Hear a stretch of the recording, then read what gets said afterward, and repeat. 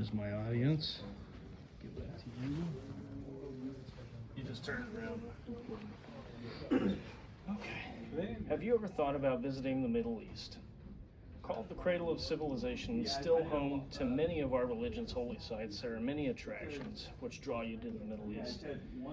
For the past 20 years, the global war on terror brought many of us to the Middle East for less than tourist reasons, but exposed us to much of their way of life. Hi, my name is Dalton Ben. Today I want to talk to you all about 3 things that have to do with different cultures in the Middle East. While there are many cultural differences between the U.S. and most of the Middle East, there are some similarities in the more developed countries. Luckily, many of you have deployed to the countries I'm talking about and have shared your experiences with me, which is how I came to learn about most of the topics that I'm going to talk about. Specifically, I want to cover some of the food, family structure, and religious differences in places like Iraq, Afghanistan, and Qatar.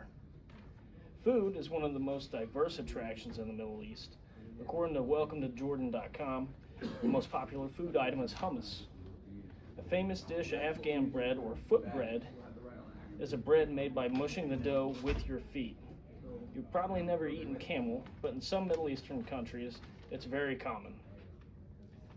Next, the family dynamic in the Middle East is more remnant of early civilization. In Middle Eastern countries, the father is the leader of the house. While the mother can persuade the father in some of the conversations, his word is usually the last. The education of children in Middle Eastern homes, according to UNICEF, still shows troubling signs of neglect. Most girls only go to school until the 8th grade, and most of them, 1 in 5, are married off before they are 18. Lastly, religion in the Middle East. As of 2020, the Middle East, which is the birthplace of modern Judaism, Christianity, and Islam, is predominantly Muslim. Home to 440 million people, 94% of that population is Muslim. While Muslims believe Jesus was a prophet, they do not think of him as divine or the Son of God, such as Christianity. Their prophet, Muhammad, they believe was the last prophet, and his words were God speaking through him, which make up the words of their holy book, the Quran.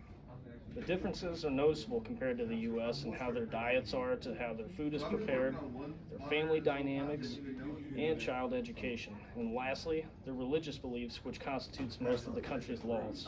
Thank you for your time. This concludes my brief.